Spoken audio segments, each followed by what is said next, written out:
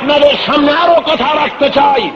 আমি জানি না এরপরে আপনাদের সামনে আর আমার কতবার কথা বলার সুযোগ হবে।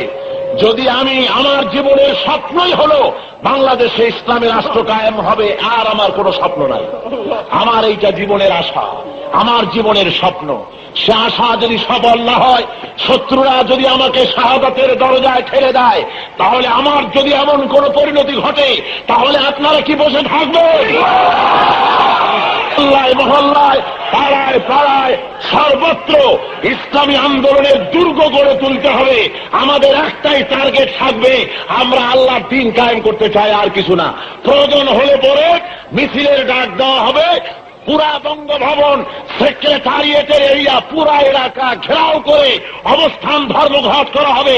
কামান আসবে, গোলা আসবে, বোমা আসবে, হাজার হাজার শহীদ হবে, তারপরেও রাজধানী ছেড়ে দেওয়া হবে না যতক্ষণ কলেমার পতাকা উড্ডীন না হয়।